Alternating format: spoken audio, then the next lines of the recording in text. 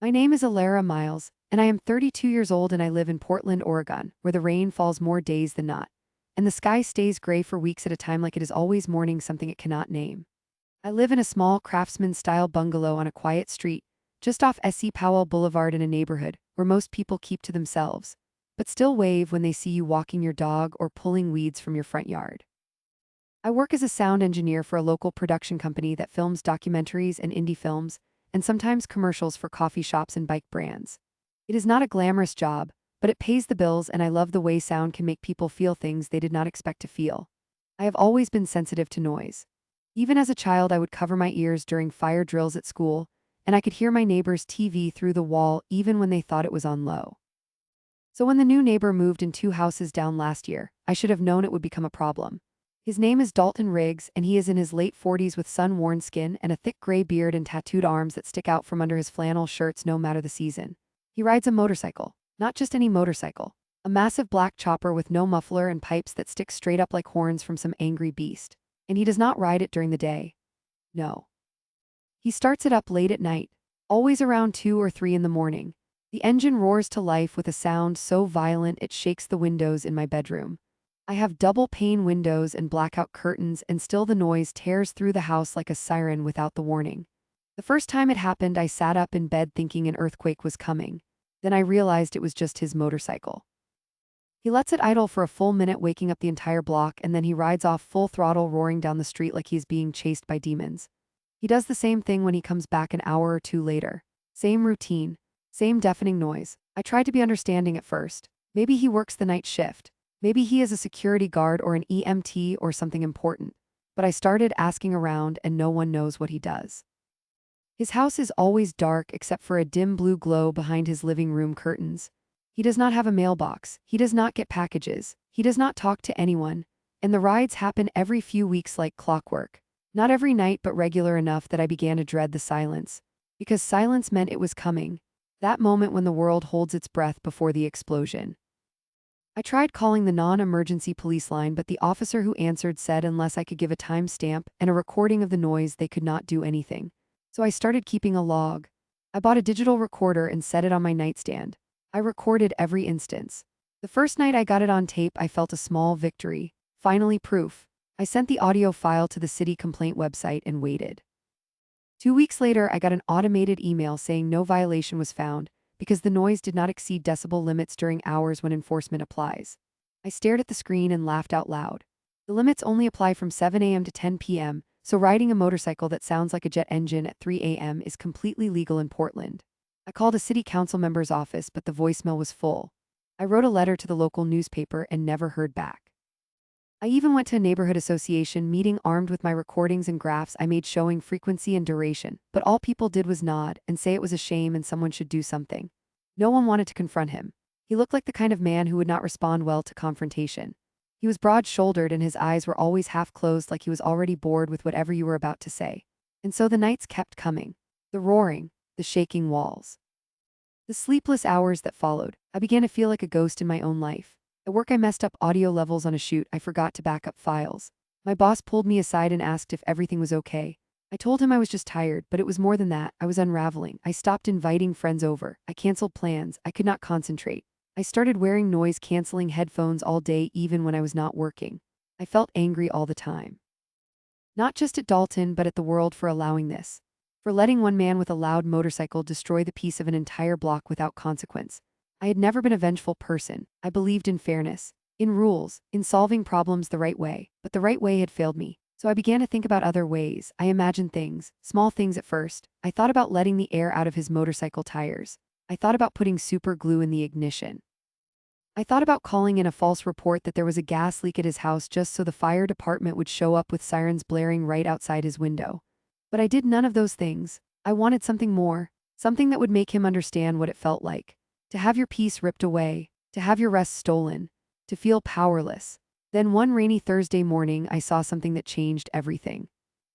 I was walking to my car with my coffee and I noticed that the street in front of Dalton's house had been repaved recently. The asphalt was still fresh and smooth. And there near the curb where his motorcycle sat every night, I saw a loose manhole cover, just slightly raised, not enough to trip over but enough that a bike wheel could catch on it if the rider was not paying attention. And then I had an idea. Not a reckless one, not violent, but clever. I remembered a story my uncle used to tell about how farmers in the old days would stretch wires between trees to trip thieves stealing livestock. Not enough to kill, just enough to stop.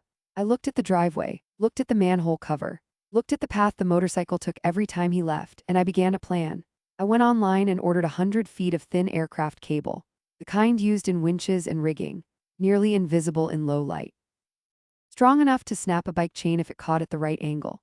I waited, I was patient. I did not act in anger, I acted like a professional. I studied his pattern. I noticed that he always wheeled the bike out by hand first, always started it at the end of the driveway, always pointed it straight down the street, always gave it one long rev before pulling away. That rev was the key. That was when he was most vulnerable, momentum, focus, noise, all working against him. I waited 2 weeks. Then on a night when the forecast called for fog and light drizzle, I put on dark clothes and a baseball cap, and slipped out of my house with the cable and a pair of vice grips and 2 metal stakes I had sharpened at a hardware store. I moved quietly. I positioned the cable just above the manhole cover at exactly the height of a motorcycle's front axle. I anchored one end to a storm drain with a loop and a stake driven deep into the softened asphalt from the rain. The other end I attached to the base of a street sign on the opposite side of the road. I tightened it until it was as taut as a guitar string. It was thin, black-coated, nearly invisible unless you were looking for it, and the fog helped. I stepped back and looked. From 10 feet away I could not see it. Perfect. I went back inside and waited. 3 nights passed, no roar. I began to wonder if he had left town. Then on the 4th night it happened. 2:47 a.m. the engine fired up. The idle. The rev, then the roar as he popped the clutch and shot forward. I was already at my window with my recorder running. I heard the front tire hit the cable, a sharp metallic snap. Then the sickening sound of metal scraping pavement. The engine died and then silence, not total silence. There was the sound of groaning metal, and then a man's voice shouting, cursing. I smiled. I did not feel guilty. I felt relief, like a weight had been lifted.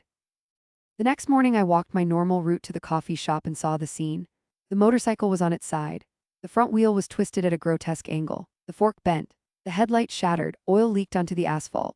Dalton was kneeling beside it wearing grease-stained jeans and a ripped t-shirt. He was muttering to himself and kicking the frame. I slowed my pace and said good morning in my calmest voice. He looked up and his eyes were bloodshot and furious. Morning, he said without warmth. Rough night, I said. Bike took a spill, must have hit something. I tilted my head like I was thinking, was it that manhole cover? It looked a little loose last week. Yeah, maybe, he said, but his voice was suspicious. You should get it reported, I said. City should fix hazards like that. He grunted and went back to cursing. I walked on, but I could feel his eyes on my back. 2 days later I noticed the city crew had come and welded the manhole cover shut. Good, I thought, but I was not done. Because that night at exactly 2:15 a.m. I heard the engine again. My blood ran cold. I ran to the window. He was riding slow, cautious, but he was riding. They must have towed the bike to a shop and he had it repaired. Already I could not believe it. He revved twice, then rode off. I sat in the dark and felt the old anger return, but sharper now, more focused. He had not learned, he did not care, so I decided he would learn, but not through machinery, through money. I remembered a news story about how insurance companies track frequent claims, how one too many thefts or accidents raises suspicion. I began to watch. I noticed he always parked the bike in the same spot, always at an angle, always with the kickstand on the cracked part of the pavement near the curb. I studied the area. The street light was broken. The motion sensor on his porch light was dead. No cameras, no security, just a man and his machine. I waited 2 weeks. Then on a night when the moon was hidden behind clouds, I went back to work. This time I did not use cable. I used a different tool. I had learned about it from a friend who worked in film special effects. It was called magnetic dampening spray, used to kill vibrations in sensitive audio equipment, but applied correctly it could also destroy an engine over time. It was odorless, colorless, and it worked slowly. I bought a can online. I waited until he was out one night. I do not know where he went, but the house was dark and silent. I slipped over and sprayed the entire air intake system of the motorcycle, every vent, every filter, all of it coated in a thin invisible layer. I did not tamper with the fuel, I did not scratch the paint, I just sprayed. Then I wiped the can clean and buried it in a public trash can miles away. The next morning I heard him rev the engine. It sputtered, coughed, then died. He tried again, same thing. A few hours later a tow truck came and hauled it away. I smiled, but I kept going. A week later it came back, shiny new air filter, fresh tune-up. He revved it triumphantly at 3 a.m. like he was announcing his victory to the neighborhood. So I sprayed it again, same method, same result. This went on for 6 weeks. Bike breaks, tow truck, repair, return, break again. I kept a log. Each time the repair bill got bigger. The engine was getting fouled from the inside. Mechanics could not figure it out. They replaced sensors, cleaned fuel lines, checked the electrical, but the spray lingered in the casing. It built up. It was killing the engine cell by cell like a disease. Then one night I saw something new, a red sticker on the windshield of his truck that I had not noticed before. It said Veterans for Peace. I froze. I had assumed he was just a selfish jerk. But now I wondered, maybe he was a veteran. Maybe the night rides were part of something deeper. PTSS, night terrors, the need to run. I felt a flicker of doubt. But then I remembered the nights lost, the headaches, the ruined recordings, the way my life had shrunk. No, he had a choice. He could have ridden during the day. He could have muffled the pipes. He could have respected his neighbors. He chose not to, so I kept going. By the third month, the bike was in the shop for weeks at a time. I heard him arguing on the phone, heard him yell about predatory mechanics. I smiled. Then one morning I saw a for sale sign on the lawn. The bike was gone. In its place was a small electric scooter. Quiet, unassuming, I felt a wave of triumph so strong it made me dizzy. I had won. He had changed. I went to bed that night without headphones for the first time in months. I slept deep, no dreams, just rest. But then 2 weeks later I noticed something. The scooter was gone, no sign of it on the street. Then I saw him walking, carrying a duffel, headed toward the Max station. He looked thinner, older, tired. A week after that I saw a foreclosure notice on his door. My stomach dropped. I walked closer. The house was empty, no lights, no furniture. A few days later a real estate sign went up, price slashed. I went to the county records website. I typed in his name. I pulled the deed. The house had been sold under duress. He had defaulted. The bank took it. I checked deeper. His credit report was public under open records. Dozens of late payments. Repair bills over $10,000, medical liens. I stared at the screen. I had not just broken his bike. I had broken his life. I sat back in my chair and felt nothing at first. Then guilt, then fear, then the doorbell rang. I jumped. I looked at the security camera on my phone. It was him, Dalton, standing at my door, hands in his pockets. Shoulders slumped. I did not want to answer, but I did. He looked at me with hollow eyes. You know me, he said. I have seen you watching. I nodded slowly. Yeah, I said, we are neighbors. He let out a long breath. You did it, he said. The bike, the repairs.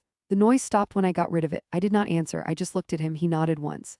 Fair play, he said. I deserved it. I was a jerk. I did not think, but you went too far. I lost everything. My house, my savings, my last link to my unit. That bike was all I had left from when I got out. It was not just noise. It was me screaming into the night so I would not scream inside. I looked down. I could not meet his eyes. He turned to leave, then stopped. You won, he said, but ask yourself, what does winning cost when the other person has nothing left? Then he walked away. I closed the door and slid to the floor. I cried for a long time, not for me, for him, for what I had done. A few days later I found an envelope in my mailbox. No stamp, no return address. Inside was a single key and a note in block letters. It said the new tenants need a place to park their bikes. Use this. I looked at the key. It was a garage key. I walked over to his old house. The for sale sign was gone, new curtains in the windows. I knocked. A young couple answered. They smiled. We are the new owners, they said. We inherited the garage, but we do not have a car. We would love to rent it out. I handed them the key. I said I would take it. They were thrilled. I paid 6 months in advance. Out of my own savings. Then I sat down at my desk and wrote a letter, not to him, to the city council, a detailed account of what had happened, the noise, the laws, the loopholes. I included the recordings, the logs, the dates. I called for a review of sound ordinances, for expanded hours of enforcement, for better solutions for veterans with night disturbances. I sent it to every local news outlet. One writer picked it up, then another. Within a week, a city task force was formed. They changed the rules. Noise complaints after 10 p.m. could now be acted on. The article mentioned me by name. Elara Myles, sound engineer, advocate for quiet rights. I did not ask for fame, but it came. A few months later I got a letter, no return address, but I knew it said thank you. I am in a support group now, sleeping better, got a job at a bike shop helping rebuild old engines. Real ones, quiet ones. I still ride, but not at night. And never again without thinking of who else might be listening. I keep that letter in my desk drawer. I read it when I feel like the world is too loud. And sometimes late at night when the wind is low and the rain has stopped and the city holds its breath, I go outside and listen, and all I hear is peace.